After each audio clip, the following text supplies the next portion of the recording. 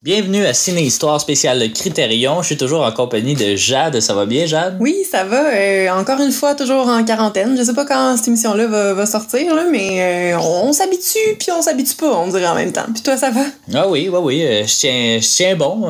C'est sûr que c'est ça. Là, on doit être à peu près au mois de mai, là, au moment où on se parle. Je sais pas trop moi-même quand est-ce que ça va être programmé, mais bon. Voilà. Cette semaine, je dis toujours cette semaine, là, mais bon, c'est un toc que j'ai de la radio. Là, mais aujourd'hui à l'émission. Aujourd'hui, exactement. Mais c'est parce que c'est ça. Aujourd'hui et les prochaines émissions, en fait, on va traiter de 3 films qui font partie d'une trilogie. Donc, la trilogie du samouraï, on va dire ça comme ça. Donc, The Samurai Trilogy, qui sont les numéros 14, 15 et 16 de la collection Critérion.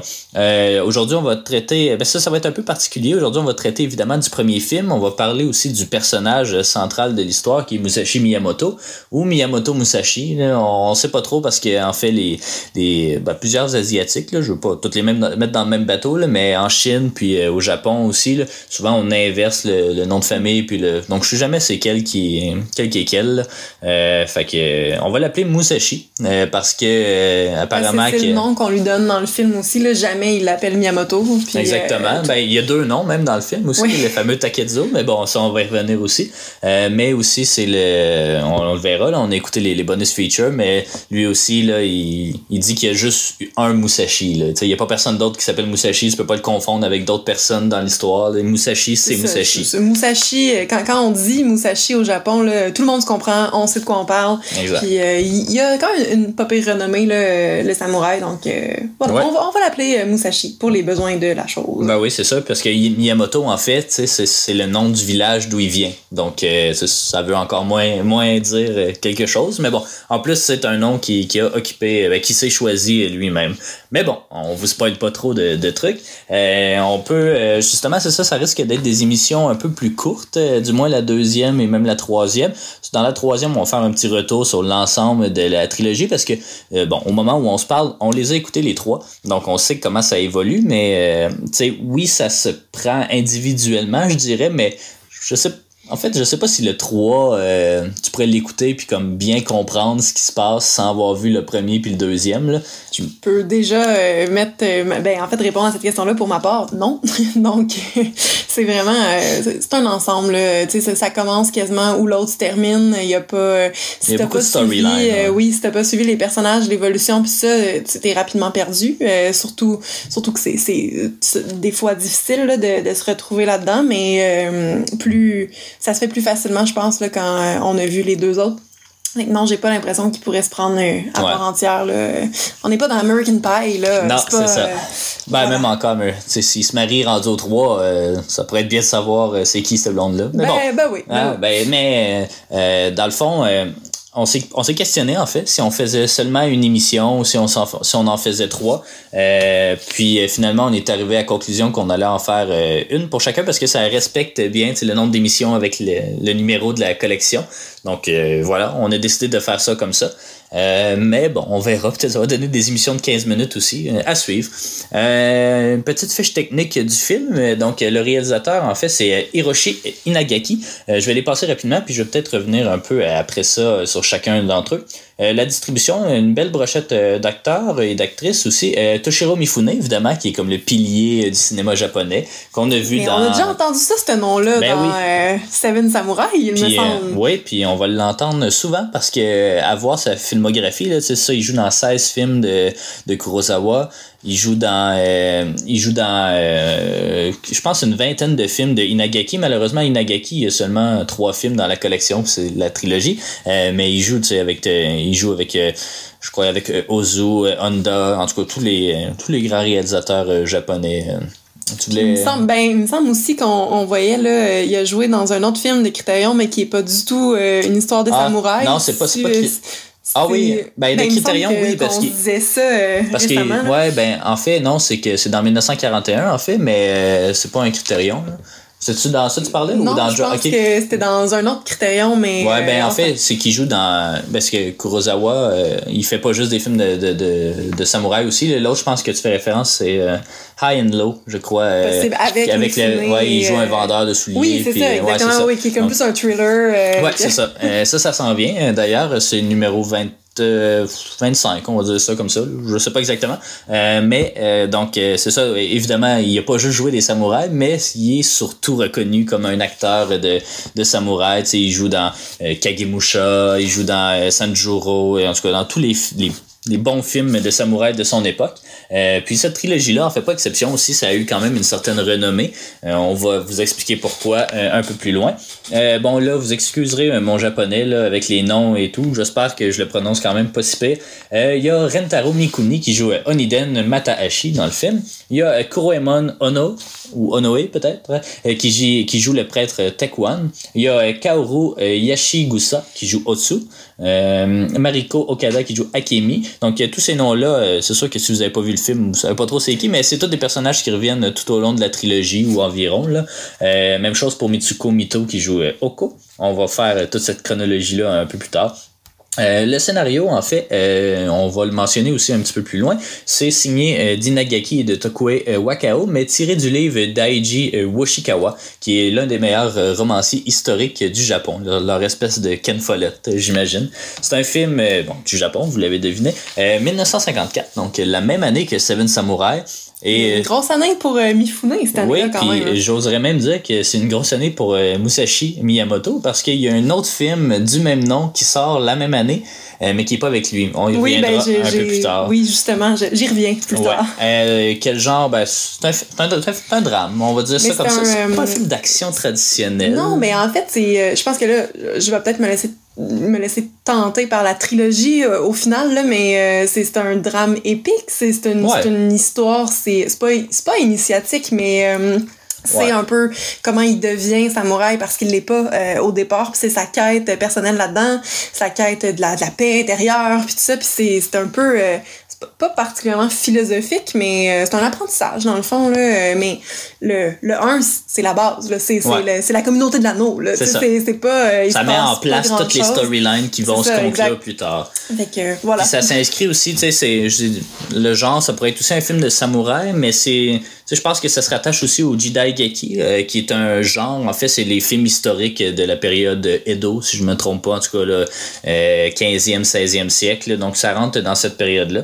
C'est un film, il dure 93 minutes, assez bref pour, justement, mais très concis, mais il se passe quand même beaucoup de choses, mais à la fois, il se passe pas grand-chose. Oui, c'est ça. On sent qu'il se passe beaucoup de choses. Puis c'est ça, c'est que ça met en place, en fait, c'est ça l'élément clé, là. Puis c'est un film en couleur, donc ça, c'est une particularité aussi qu'on va revenir, dont on va parler. Sur laquelle, voilà. Je cherchais le bon mot. Je sais pas c'est quoi cette famille de mots-là, mais bon. Donc, un film en couleur, mais ce qui est peut-être plus intéressant, c'est le format 1.33.1, donc 4.3 normalement. Pareil, oui, parce que c'est très rare pour des films de samouraï qu'on va tourner dans ce format-là, parce qu'habituellement, on va préférer le format widescreen, que ce soit 16:9, 1.78, n'importe quoi, parce que justement, ça permet de mettre à l'écran beaucoup de samouraïs au loin, des gros rassemblements de gens, alors que le 4.3 habituellement c'est plus pour présenter des gens debout. C'est un format plus vertical. Justement, je l'ai pas noté là, dans mes recherches sur les informations, mais il y avait un passage d'un essai, je pense je pense que ça venait de la personne qui les a tous regardés là, jusqu'au 115, là, les Critérions, mais qui disait, il y a un moment dans le film où il est comme attaché à un arbre, là, mais il pend là, de l'arbre, puis c'est comme une punition qu'ils ont fait dans le village. Puis il y a un plan, je m'en rappelle pas vraiment, mais bon, il y a un plan où on le voit vraiment en haut à 20 pieds dans les airs, puis on voit aussi au-dessous, en bas, dans le fond, qui essaye, puis qui jase, puis tout ça, puis que c'est très rare d'avoir ce genre de plan-là, parce que c'est quelque chose qui est haut, dans le fond, puis il y a beaucoup de... Tu sais, c'est ça, c'est... il y a beaucoup d'auteurs là, dans le plan, dans le fond. C'est ça, c'est que ça fait contraste en fait avec les grosses scènes d'action, parce qu'il y en a des scènes d'action, mais ils sont pas, c'est pas extravagant comme Seven Samurai, là, par exemple. C'est pas 60 chevaux qui descendent d'une montagne, là, ça c'est sûr qu'en plan horizontal, c'est plus impressionnant à voir. Donc là, ça s'approche vraiment plus du drame. Je pourrais parler peut-être un peu du réalisateur, parce que il est évidemment... je veux pas dire évidemment, là, je veux pas être méchant, mais il est pas très connu à l'international, outre que pour cette trilogie-là. Il a commencé en tant qu'acteur en 1922, mais il va faire le saut assez rapidement à la réalisation en 1928, avec l'acteur très connu des Jidaigeki, Chiezo Kataoka, pardon. Donc, comme je le dis, le Jidaigeki, c'est justement des period pieces là, qui appellent. Donc, des films qui datent 15e, 16e siècle, là, qui parlent de l'histoire japonaise, surtout évidemment des samouraïs, mais pas obligatoirement. Il va en faire lui-même beaucoup, Inagaki, des Jidaigeki. Il va faire aussi partie d'un collectif avec 2 réalisateurs, Sadao Yamanaka, ouais, c'est ça, et Fuji Yahiro, qui vont écrire de nombreux scénarios sous le nom fictif de Kinpachi Kajiwara. Donc, beaucoup de films, justement, beaucoup de scénarios de films de Jidaigeki, que c'est pas nécessairement eux qui vont réaliser, mais c'est eux qui vont, justement, en produire. Toute sa carrière, il va faire presque seulement des films de samouraï. Son film Moumatsu no Isho sera notamment sélectionné comme 8e meilleur film japonais par les critiques du Japon. Puis le remake Rickshaw Man, qui est un petit peu plus connu, puis c'est lui-même qui a fait le remake. Il va gagner le Golden Lion à Venise, donc c'est le meilleur film en fait de la Mostra de Venise.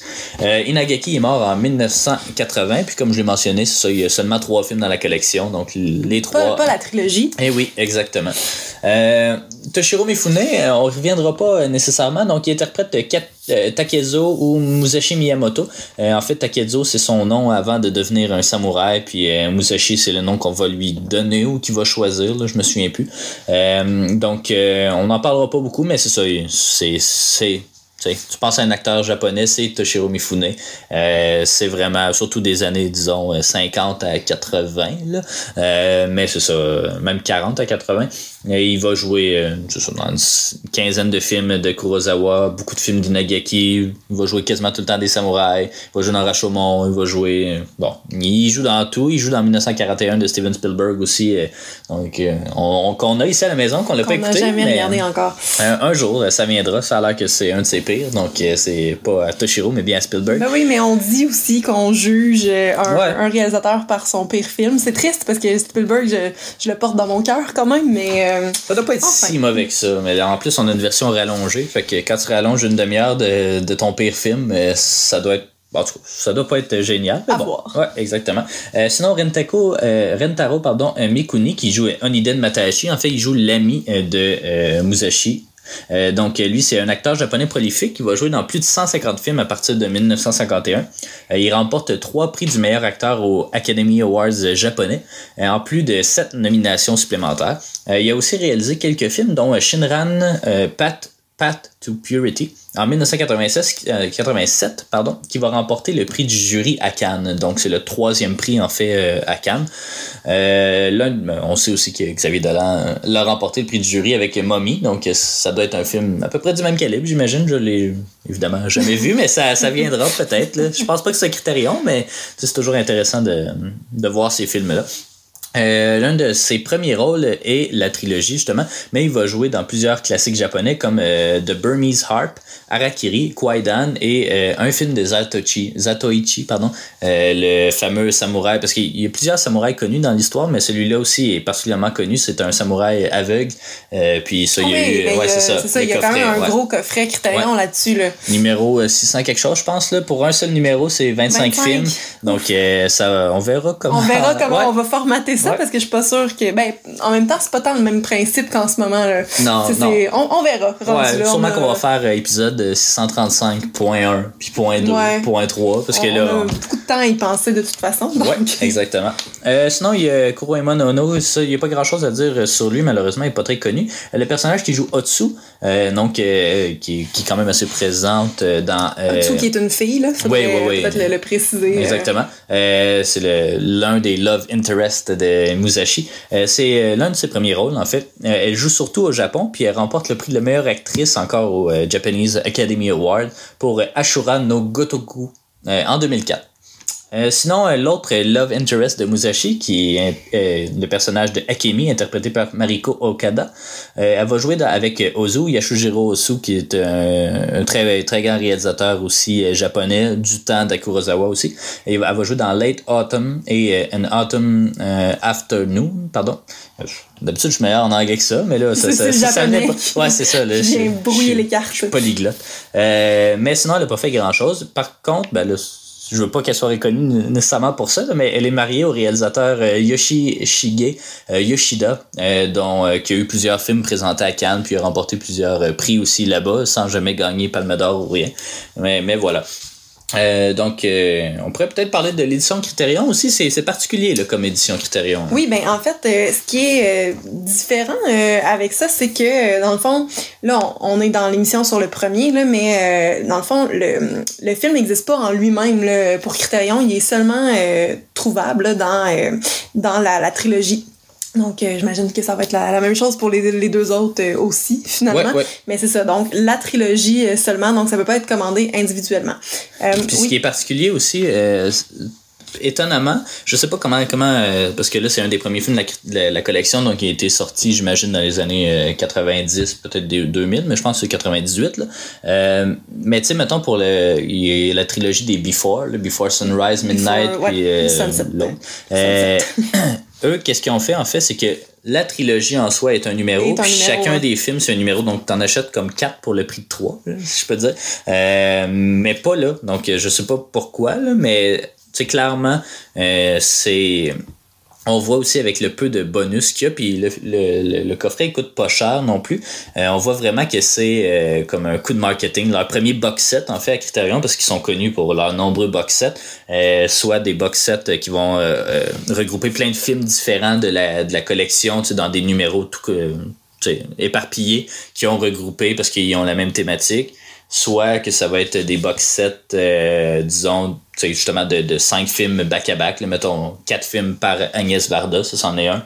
Puis t'as les 4 films après qui viennent, ou comme les Before. Puis sinon, t'as le gros mash-up, en fait, comme Godzilla ou le coffret de Bergman, que là, c'est comme tous les films de Bergman dans la collection, plus 17 autres. Même chose pour Godzilla, il y avait juste Godzilla 1 qui était dans la collection. Puis là, ils en ont rajouté 16 autres, je pense, quelque chose comme ça, d'un coup, pour un seul numéro. Bon, Bergman, je pense que le coffret est pas numéroté. Donc, il y a des coffrets numérotés, des coffrets pas numérotés.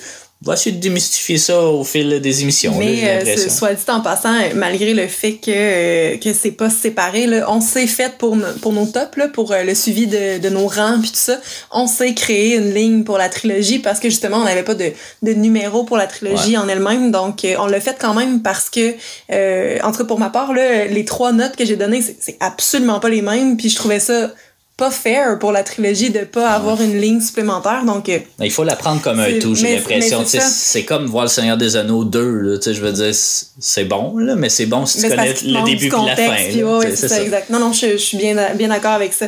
Mais c'est ça, donc dans ce cas-ci, on est vraiment dans un ensemble de la trilogie. Puis les bonus, ben, sont là comme pour les 3 films. Il y a aucun des 3 qui a ses propres bonus. C'est tout le temps le même package, dans le fond, pour les 3.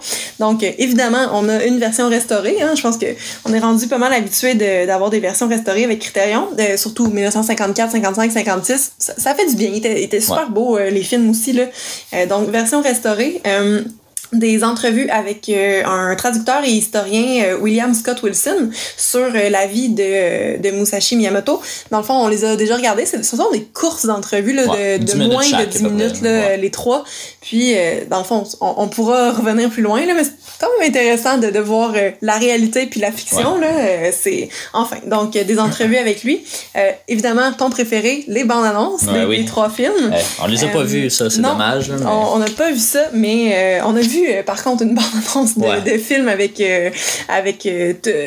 Mifune, puis ça disait absolument rien. Finalement, c'était comme 45 secondes, quasiment juste de Seven Samurai, puis rien d'autre de sa carrière. Enfin. Ça tu parles pour la pour un spécial Mifune. Parce que sur le channel en ce moment, c'est comme les 100 ans de la naissance de Mifune, donc il y a comme cette cette grosse collection, là, je pense qu'il y a comme 30 films, là, c'est pas possible. Là, tu peux pas écouter ça en un mois, mais bon, ben oui, de ce temps-ci, on peut. On serait capable.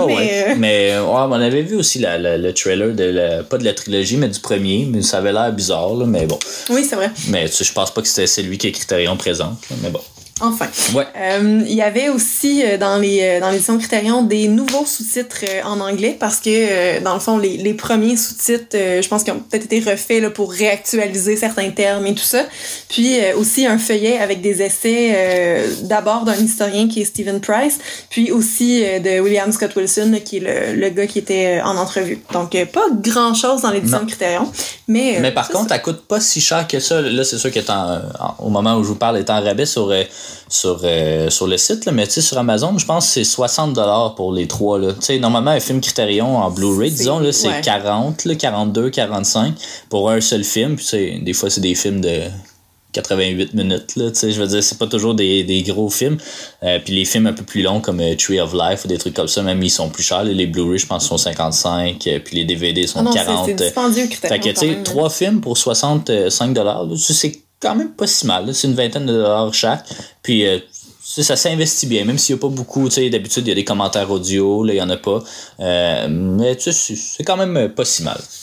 Avant d'entrer justement dans le cœur du film puis dans le résumé, ça pourrait être bien de présenter un peu ce Musashi Miyamoto parce que c'est une figure emblématique de l'histoire japonaise, là. C'est je sais pas à qui le comparer, là, tu sais, Arthur, du côté de l'Angleterre. Là, pensez au meilleur guerrier possible. Là, Alexandre le Grand, mais c'est pas un c'est pas un conquérant, c'est pas quelqu'un qui a découvert des territoires non plus. À la limite, il s'approche quasiment plus d'un espèce de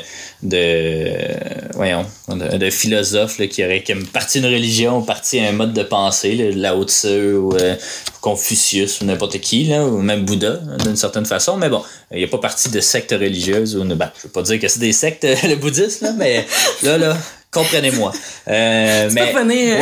Musashi Miyamoto, en fait, né en 1584 et mort en 1645. C'est un samouraï, un ronin. Est-ce que tu te souviens, c'est quoi un ronin? Parce qu'on en a parlé. On en a déjà parlé, puis on le dit à plusieurs endroits dans la trilogie aussi. Là, donc, les ronins, ce sont des samouraïs, dans le fond, qui n'ont pas d'employeur, si on veut, là, donc qui agissent seuls. Puis, dans son cas, en tout cas, c'est jamais présenté là, comme tel. Je pense pas que ce soit un de ses objectifs non plus là, de travailler pour quelqu'un. Il y a un autre personnage dans la trilogie qui, lui, cherche que ça, là, à se faire engager, puis il se bat pour prouver sa valeur, mais dans le cas de Miyamoto, Musashi, c'est pas quelque chose qu'il voulait, dans le fond. Exactement. Puis tu sais, en plus, le terme samouraï, ça provient ça veut dire en fait au service de. Donc, en théorie, tous les samouraïs servent quelqu'un, puis quand tu ne sers pas quelqu'un, t'es vraiment un ronin. Donc, un samouraï en quête d'un maître, d'un seigneur parce que c'est ça, tu sais, les samouraïs qu'on a en tête, là, c'est avec la grosse armure puis tous ces trucs-là, ça, c'est vraiment ceux qui sont au service du monde.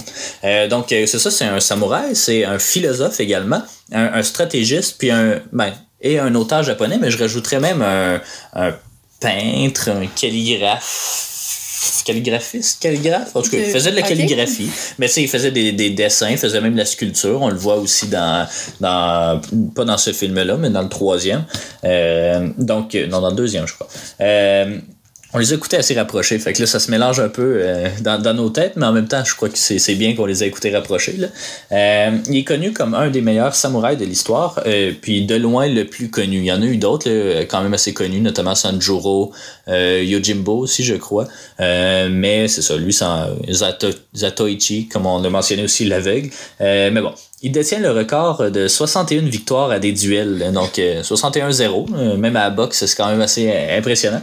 Puis il est connu pour son combat à 2 épées, parce que je pense pas qu'il y a beaucoup de gens qui aient nécessairement soulevé des épées, des sabres de samouraï ou n'importe quoi, là, mais Ben, c'est juste lourd, dans, hein, c'est très lourd, puis d'en avoir rien qu'une dans une main, c'est quand même. Parce qu'en fait, c'est ça, les samouraïs traînent 2 épées sur eux, leur épée de combat, puis la deuxième épée, une plus petite épée pour les harakiri. Pour le harakiri, ouais, c'est ça. Mais lui, c'est ça, il utilisait ces 2 épées-là, puis on va voir que ça s'inscrit aussi dans sa pensée.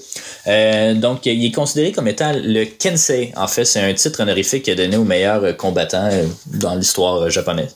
C'est aussi l'auteur, parce que ça, il a écrit 2 livres, mais je vais seulement parler de un en particulier. L'auteur du Book of Five Rings, je sais pas si ça a été traduit en français, là, mais ça a été récemment traduit, récemment, mettons 20-30 ans, là, traduit en anglais. C'est un traité qui est important qui traite du combat à l'épée et de ses préceptes. Le livre, c'est un des plus lus au Japon encore aujourd'hui, puis il a été traduit justement par William Scott Wilson, qui est la personne qu'on interviewe. Exactement. Ouais. Donc, dans ce livre-là, il fait état de ces 9 critères qui font, selon Musashi, le guerrier parfait. Là, ils sont en anglais, là, parce que c'est ça, je n'ai pas trouvé de traduction. On peut les traduire. Ouais, c'est ça. Dans le fond, à mesure qu'on les dit. Là, exactement. Puis, toutes ces... bon, je le mentionnerai peut-être après. Là. Donc, le numéro 1, en fait, think in honest and direct terms. Donc, soyez... pensez de façon honnête puis directe. Là, c'est voilà. Ça, pas de... Des pensées claires. Exactement. Deuxième, forge yourself in the way. Way avec une majuscule. Avec une majuscule. Fait que là, on n'est pas comme... C'est dur à comprendre un peu. Là, c'est sûr, il faudrait lire le livre. Là, qui a l'air de s'apparenter quasiment à la force un peu. Oui, effectivement. Puis, tu sais, je pense qu'il y a des beaux parallèles à tisser. Puis, je pense qu'il y a des gens qui l'ont tissé avant nous, ce parallèle-là, là, entre les samouraïs puis les guerriers Jedi. Mais, tu sais, c'est ça, cette espèce de... il faut être pur, il faut libérer son esprit. Mais c'est ça, surtout dans l'esprit, en fait. Donc, tu sais, vous tirez... On est capable quand même de relate. Rester des parallèles. Voilà. Ouais. Le troisième point, touch upon all the arts. Donc, essentiellement, faire tous les arts. C'est pour ça que c'était un calligraphe, qu'il faisait du dessin, il faisait de la sculpture, il devait faire de la musique, j'imagine. Donc, voilà.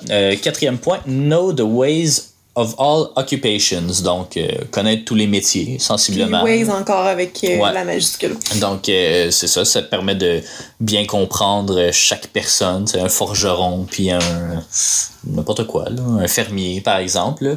Parce que c'est tous des... forgerons pas, là, mais c'est tous des éléments qui vont être pris dans la trilogie, évidemment. Cinquième point, know the advantages and disadvantages of everything. Donc... rien de moins. Ouais, c'est assez clair. Donc, connaître les avantages et les désavantages de tout. Develop a discerning eye in all matters. Donc, ça, je pense que c'est surtout une attention au détail là, qui est particulière. Voilà, une attention au détail. Understand what cannot be seen by the eye. Donc, cette espèce de psychologie, l'espèce de spiritualité qui entoure les choses.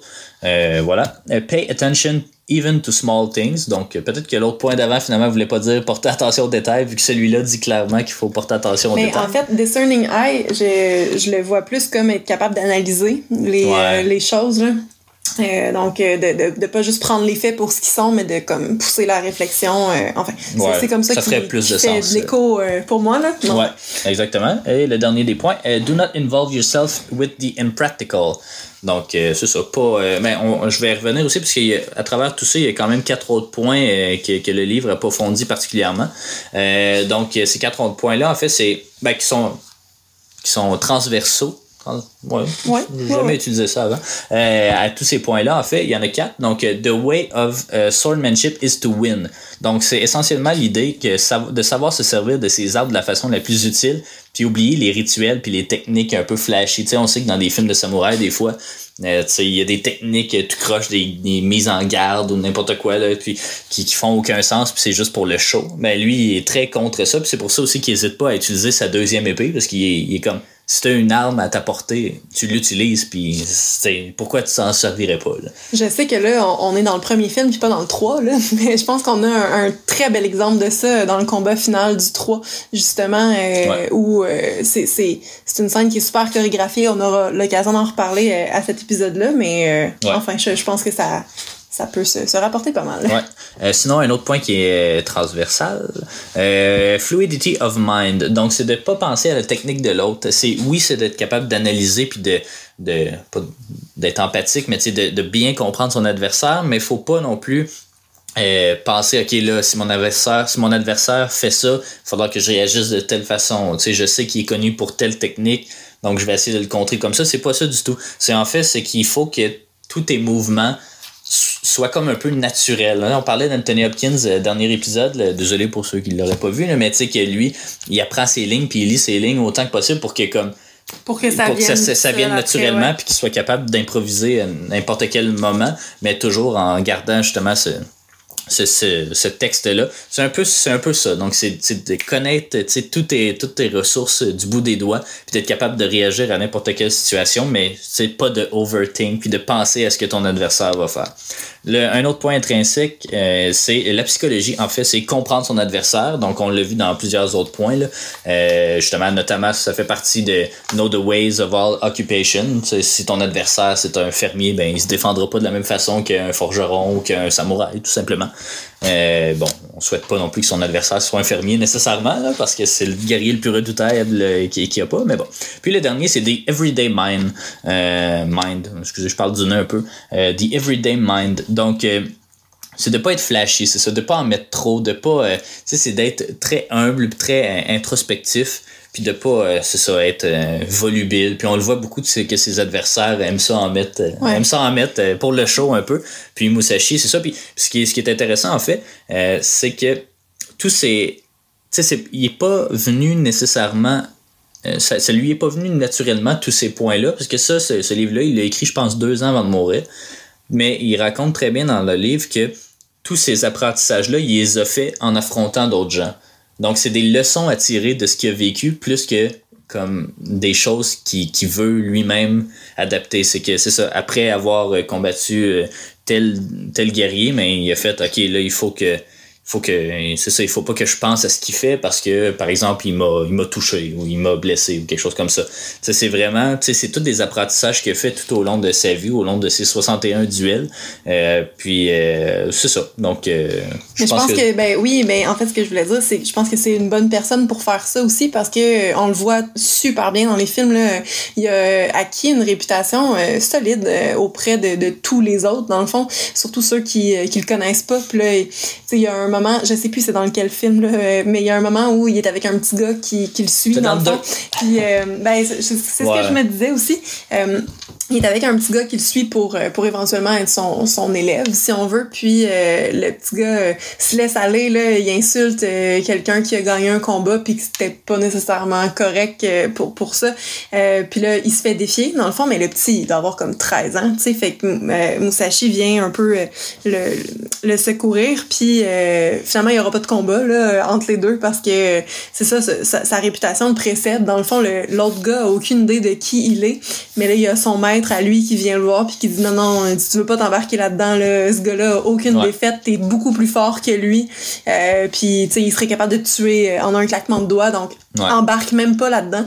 Puis finalement, il déclare son élève vainqueur, puis il y a personne qui s'oppose à ça, puis j'ai trouvé ça un peu bizarre là qu'il y ait pas de combat puis qu'il le déclare vainqueur sans même s'être battu là, mais en même temps c'est mieux pour lui, je pense, de pouvoir repartir avec cette espèce de cockiness là. C'est ça. J'ai battu Musashi alors que pas du tout là.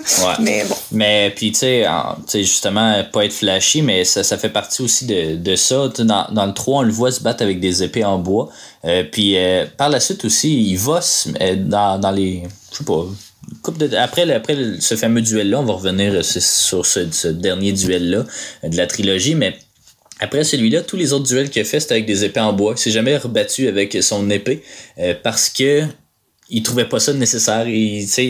Pour lui, c'était comme l'épée en bois était en masse pour tuer quelqu'un, donc il voyait même pas l'utilité nécessairement d'un vrai sabre tranchant. Puis c'est ça.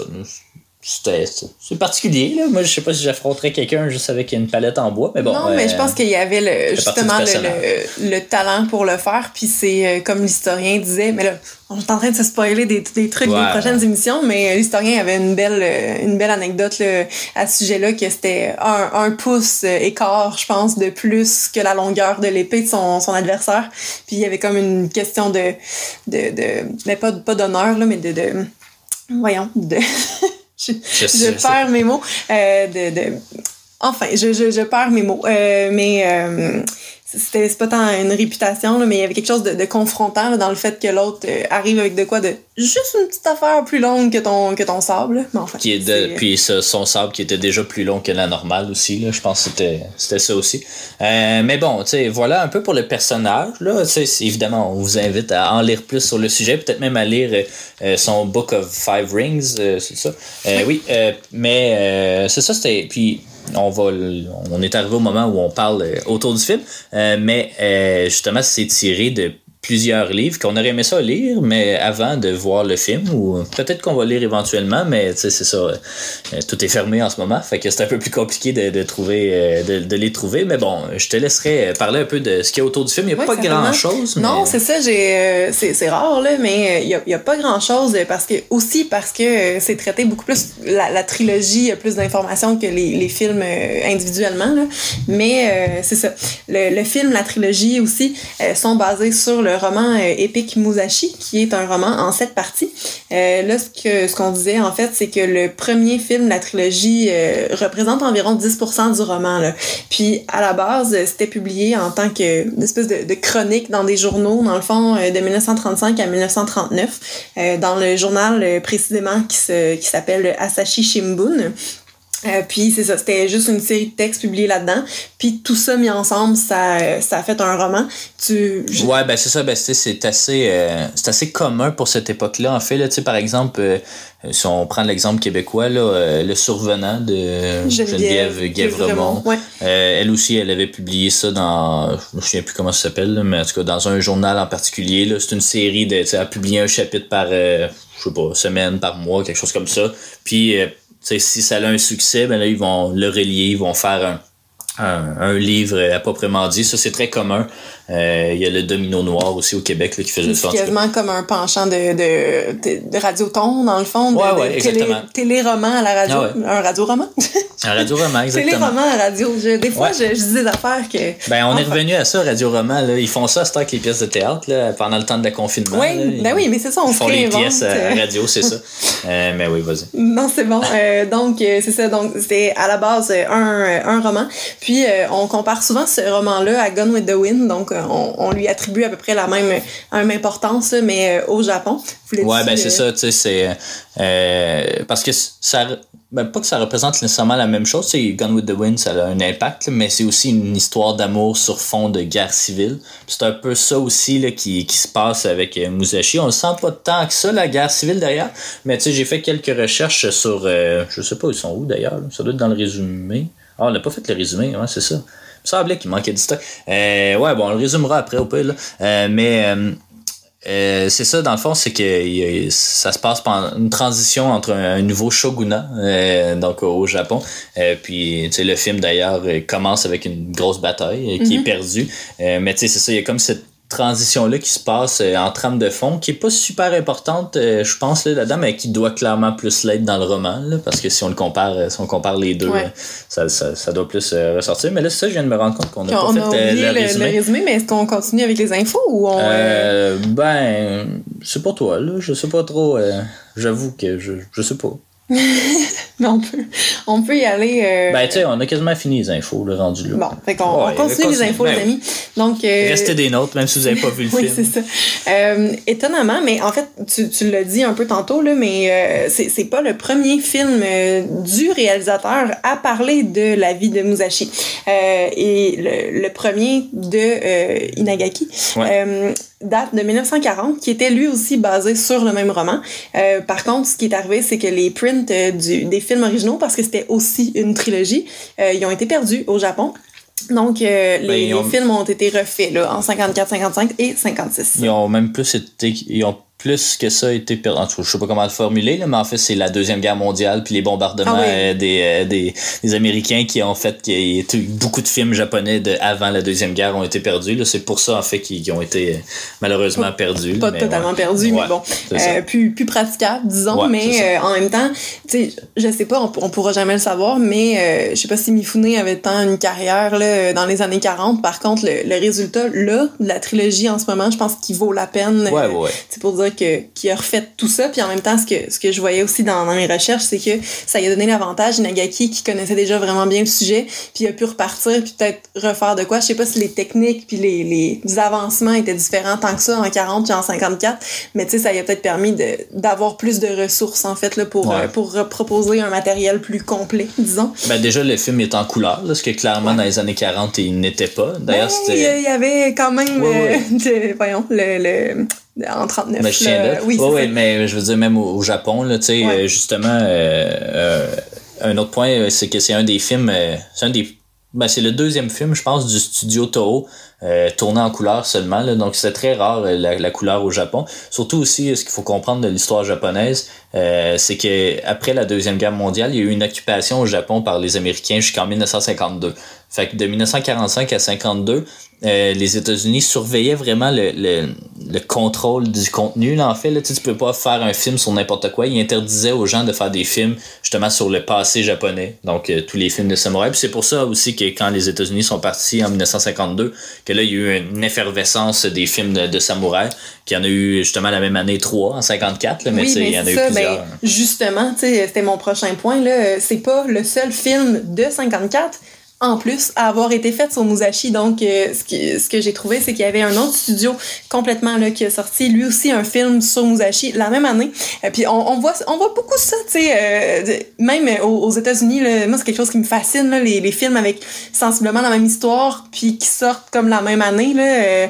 Les films jumeaux. Je pourrais vous donner plein d'exemples de ça là, mais bref, c'est à peu près la même chose. Par contre, ce film là a pas été basé sur le roman. Fait après, je sais pas comment ils ont fait leur film, mais bref, c'était pas le seul.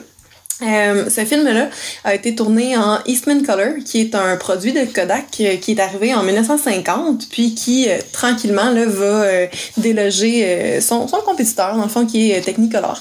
C'est le premier film du studio Toho avec cet appareil-là, puis le deuxième seulement en couleur.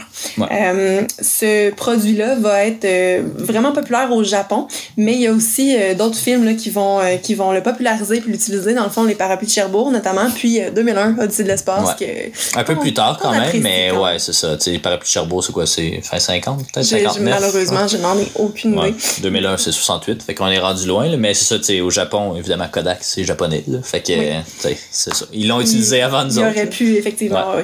Le film, contrairement là, à plusieurs films de samouraï, présente pas vraiment de sang ou même des bruits là, qui sont devenus populaires après les années 60, donc il y a comme eu une espèce de codes là, qui se sont créés dans ces films-là, puis dans celui-là, ben ils sont pas là, dans le fond. Ouais. Puis aussi, ben, on avait parlé là, plus tôt, mais il y a pas le ratio traditionnel plus horizontal 16-9, là, il est plutôt en 4-3. L'acteur qui, dans ce film-là, joue Matahashi, dont on a parlé un petit peu, qui est l'ami là, de Musashi, avec qui il commence, avec qui il s'en va au début. Il a joué Matahashi dans ce film-là, mais il a aussi joué Musashi dans l'autre film de 54. Fait que là, lui, il avait comme les deux rôles là-dedans, là. Fait que, enfin. Ouais. Ça, c'est mélangeant. Ben oui, quand même. Mais tu sais, c'est ça. Ça devait être assez spécial de voir si tu sais pas trop qu'est-ce que tu veux regarder. En tout cas, surtout qu'il revient pas dans le deuxième, mais bon, non, on vous garde ça. Dans ma préparation du 2, justement. Selon les commentaires là, des entrevues avec l'historien, les intrigues amoureuses du film n'ont pas vraiment existé dans la vraie vie, donc il y a beaucoup de personnages qui ont été créés, oui. Ouais, ben c'est ça, puis tu sais, c'est très hagiographique, là, ceux qui sont familiers avec le terme. Sauront là, que c'est une biographie. Puis ça, hagiographie de même, là, ça peut être un film, mais c'est surtout un livre en fait. C'est une biographie romancée, tu sais, qu'on invente beaucoup de trucs, mais qui veut vraiment glorifier ton personnage. Là, tu sais, c'est pas nécessairement que tu caches ses défauts, mais tu sais, tu vas rajouter plein de trucs pour comme le valoriser. Puis ça en est clairement. Là, bon, les femmes sont pas super bien traitées peut-être dans celui-là, c'est pas super. Dans les deux autres, c'est pire. Là, mais c'est ça, c'est très hagiographique. Donc on sent vraiment que comme le but c'est le glorifier là. Il faut pas montrer qu'il y a de défauts puis c'est ça. Fait que évidemment d'y rajouter des love interests comme ça permet de prouver sa valeur, parce que ça dépend qu'est-ce qu'il en fait avec, là, ces histoires d'amour. Mais il est quand même, c'est une bonne personne. Ouais. 2 fois, il abandonne Otsu, mais bon, enfin, donc, c'est ça, les intrigues amoureuses qui n'auraient pas existé. Aussi, il ne se serait jamais fait attraper par un moine. Donc, il y a comme toute une intrigue, là, tantôt, je disais, il est à 20 pieds dans les airs, dans un arbre. C'est un moine qui le met là, quand même. Ça, c'est un peu intense. Mais bref, ça serait jamais vraiment arrivé non plus. Puis, il y a d'autres éléments, là, dans le 2 puis dans le 3 qui, encore une fois, n'ont pas vraiment eu lieu. Dans le fond, après, là, le film a remporté un Oscar honorifique spécial en 55 pour meilleur film en langue étrangère. Puis, le réalisateur, il y aurait eu apparemment une pas pire influence sur les films de Kurosawa. On nomme notamment là, Sanjuro et Kagemusha. Ouais, Kagemusha qui est... je me souviens plus c'est quel personnage exactement. C'est Mifune encore qui joue là-dedans, là, mais c'est ça, c'est les autres films plus vieux de samouraï. Là. Kagemusha, je pense, en 1980. Sanjuro, c'est plus récent, là. Ben, plus vieux, en tout cas. 1962, quelque chose comme ça. Donc, ouais, c'est ça. Il y a eu une très forte influence sur le genre en général, mais on sait que Inagaki, le réalisateur, c'était déjà un habitué du film de samouraï, donc il devait sûrement avoir une certaine influence aussi avant la Deuxième Guerre mondiale, mais je pourrais même rajouter qu'il y a eu une influence sur d'autres réalisateurs. Je vais pouvoir y revenir dans mes références. Il y en a pas beaucoup, mais il y en a quand même une coupe. Donc là, on serait rendu au résumé. On est désolé d'avoir fait cette croche. Mais bon, restez des notes. Donc, le film, c'est ça, comme je mentionnais, il se situe après la bataille de Sekigahara de 1600. On la voit, cette bataille-là, mais très brièvement. Puis c'est ça, c'est une bataille qui précède l'établissement du shogunat de Tokugawa. Donc on y suit Takezo ou Musashi, mais bon, son nom à la base. À ce moment-là, il s'appelait Takezo. Exactement. Donc, puis et son ami Matahashi qui participent à cette bataille de laquelle ils ressortent perdants. En fait, ils sont comme Matahashi est blessé, mais on voit le champ de bataille décimé, puis on les voit se relever des morts un peu, puis s'en aller en courant. Donc ils se retrouvent un peu comme fugitifs, puis ils doivent fuir le champ de bataille malgré la blessure de Matahashi. Ils trouvent refuge auprès d'une famille qui vit pas très loin, qui en fait une veuve et sa fille. Donc c'est Oko et Akemi. Akemi, ouais. Puis ce sont toutes deux des voleuses de samouraïs qui travaillent pour des brigands. En fait, c'est ça, quand il y a des champs de bataille, ils vont piller pas mal tout le monde, puis ils donnent leur récolte aux brigands locaux, j'imagine. C'est une thématique aussi qui est présente dans Seven Samurai d'Akira Kurosawa, mais on le voit bien quand même ici. Donc, de peur de se faire découvrir, Takezo va attaquer les brigands, mais pas la mère ni la fille qui, au final, ne veulent pas nécessairement être associés à ces voleurs-là. C'est surtout parce que le père qui est décédé maintenant, c'était un brigand, faisait partie de ce groupe-là. Donc voilà, il continuait à faire le travail pareil. La mère et la fille, en plus, ils vont tomber amoureuses de Takezo, mais Takezo va les repousser toutes deux. Voilà. Donc Takezo, il va quitter parce qu'il va croire, parce qu'après cette bataille-là, il va croire que tout le monde l'a déserté. Donc il décide de retourner à son village, mais en fait c'est un quiproquo, j'imagine. En fait, Oko, Akemi et Matahashi, ils étaient juste pas très loin, mais il avait pas déserté nécessairement. Donc voilà, les autres vont continuer leur chemin, puis Takezo seul, il va rentrer à Miyamoto, qui est son village natal. Donc il retourne à son village, puis il est pas particulièrement aimé des villageois, notamment parce qu'il a blessé de nombreux hommes du seigneur local lors d'un barrage là, avant de rentrer dans le village. Il avait pas ses papiers. Il avait pas ses papiers, il peut pas rentrer. Exactement, donc il retourne, il réussit quand même, en tout cas, il fout la merde, on va dire ça comme ça, puis il essaie de retourner auprès de la famille de Matahashi pour leur annoncer qu'il est toujours vivant, mais qu'il est juste pas là, qui est loin. Mais la mère de Matahashi va lui tendre un piège en le soignant ou en prenant soin de lui. Puis il va être éventuellement capturé par le prêtre bouddhiste Takuan, comme tu mentionnais un peu plus tôt. Même si dans les faits, il n'a pas été capturé. Il n'y a pas eu cette capture-là du tout. Là. Donc, il est convaincu qu'il peut en faire une arme puissante parce que c'est un bon guerrier quand même, Takezo. Donc, puis ils vont vouloir essayer de l'entraîner pour qu'il devienne un samouraï.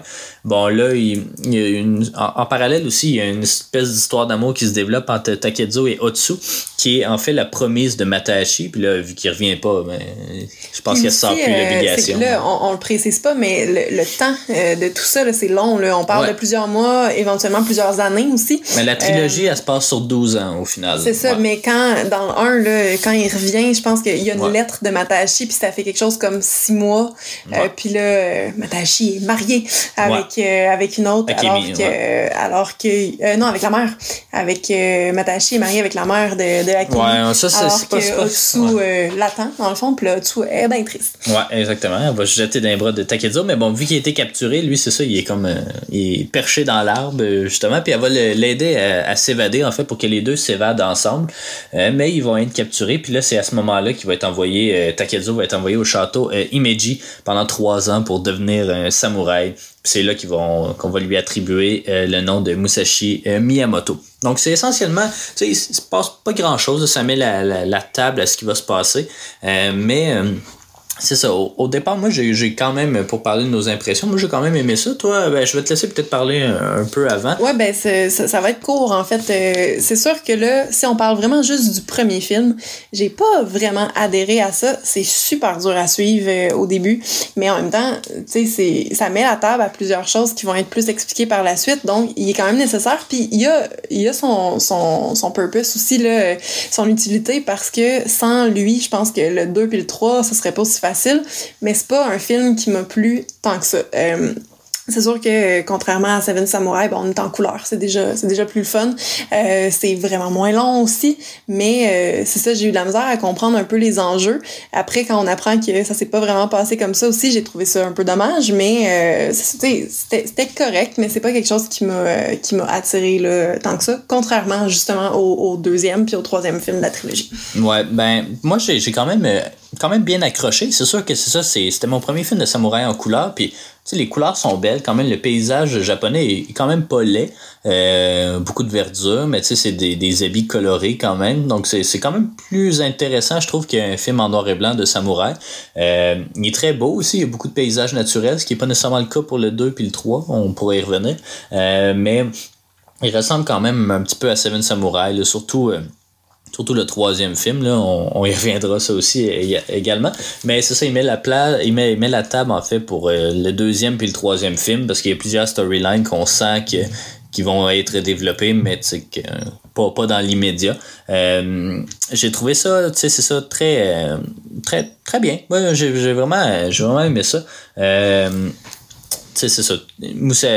Toshiro Mifune, c'est un très bon acteur. Là, je pense que dans Seven Samurai, tout le monde dit que c'est sa meilleure performance. Moi, je l'aimais pas tant que ça. Je l'aimais mieux dans un personnage plus sobre comme Musashi. Je trouvais qu'il faisait un excellent travail.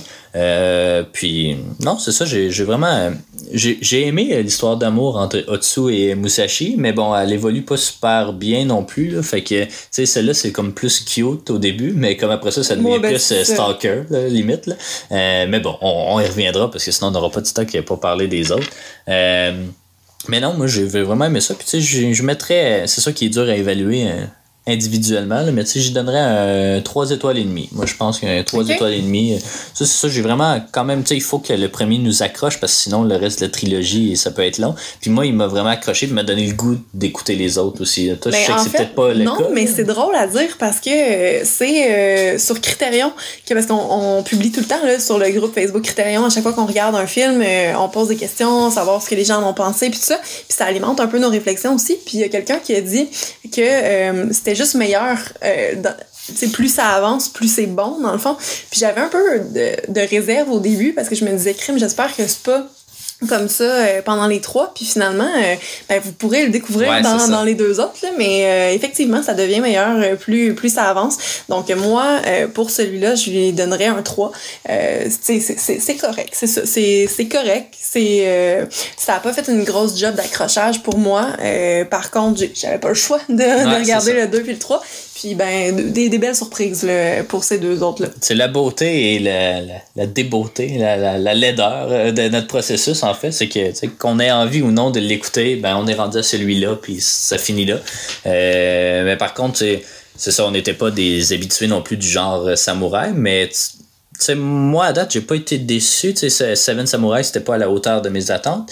Celui-là j'avais aucune attente parce que j'en avais jamais entendu parler. Puis tu sais, c'est ça, il m'a quand même bien surpris, mais pas autant que la deuxième et la troisième partie qui sont vraiment presque meilleur. En tout cas, on va pouvoir en revenir. On va y revenir certainement. Donc, je te laisserai. Courte référence là, que j'ai même pas eu à séparer pour celui-là. J'étais un peu déçue. On disait tantôt là, que ça a inspiré d'autres réalisateurs. Pourrais-tu penser à un réalisateur américain que ça a inspiré? Je sais Film pas. De samouraï, combat à l'épée. Steven Spielberg. Nice try. Non, en fait, ça aurait fortement inspiré la trilogie dans son ensemble, évidemment. Tarantino, mais précisément Kill Bill. Là, il y a quelques scènes où les plans se ressemblent, les plots de ces scènes-là se ressemblent aussi. Il y a un moment, je pense que c'est dans le deuxième ou le troisième film, je m'en rappelle pas vraiment. Mais c'est assez ça, c'est dur à séparer. J'ai écouté quasiment back-à-back. Il y a un beau moment là où ils sont dans une rizière, puis ils se battent là, avec à peu près, on dit 80 personnes là, dans le film, là, ce qui est clairement pas ça. Mais ça c'est dans le 2 là, mais ouais. Mais bref, il y a un moment dans Kill Bill où c'est ça aussi là, quand il y a la chanson où justement The Bride là, se bat avec plusieurs personnes, puis il y avait aussi une référence à l'arme d'un gars avec qui Musashi se bat. Il y a un de ses adversaires à un moment donné qui a une espèce de nunchaku là, mais pas vraiment là, mais c'est une chaîne avec une balle, puis il attrape oui, mais c'est ça, mais c'est pas grave. Il attrape son épée avec ça, puis il y a ça aussi dans Kill Bill. Dans Westworld, il y aurait apparemment dans la saison 2 un des robots dans le fond qui est juste Musashi là, même pas inspiré là, mais qui serait Musashi, parce que la saison 2 de Westworld se passe en partie avec des samouraïs justement, donc il y aurait ça. Il y a évidemment, c'est sûr que dans la culture japonaise, les références sont plus nombreuses, hein, mais j'en ai pris seulement une. Là. Il y a une série manga qui se nomme Vagabond, où Musashi est le personnage principal. Dans le jeu vidéo, LOL, dans le fond, dans League of Legends, il y a le personnage de Yasuo, qui serait basé sur Musashi. Puis dans le jeu TMNT, donc donc les Tortues Ninja. Mutant Ninja Turtles, qui un jeu de 2003, il y a Splinter là, qui est leur maître là, le rat, qui citerait Musashi à un moment donné quand apparemment il y a dans le fond en position de joueur là, le joueur perd dans un deuxième dojo avec Donatello, puis à ce moment-là Splinter cite Musashi. Ben voilà, hein, c'est sûr qu'il y en a sûrement beaucoup plus de références dans des films japonais, mais on n'est pas familier non plus, puis je sais pas si notre auditoire est nécessairement familier, on s'excuse si on en manque, contactez-nous. N'hésitez pas à nous le dire s'il y a des choses qu'on a manquées là. Même si ça fait 5 ans, c'est pas grave, on veut vous entendre quand même, mais... Non, c'est ça. C'est ce qui conclurait notre émission. Évidemment, sans surprise, au vu des notes, ça ne délogerait pas pour ma part et ni pour la tienne de Silence of the Lambs qui reste au sommet de notre palmarès. Mais c'est ça, ça va être intéressant parce que le 2 et le 3 sont quand même... meilleurs. Ouais, meilleurs, mais c'est ça. En tout cas, on y reviendra. Donc, on vous remercie d'avoir été des nôtres. Puis c'est ça, comme on vous dit, donc la semaine prochaine, en tout cas, la prochaine émission va traiter de l'épisode du deuxième film et du troisième film de la trilogie. Ça risque d'être un peu plus court parce qu'on a déjà plugué beaucoup d'informations. Mais bon, merci d'être des nôtres encore une fois et on se retrouve à la prochaine émission.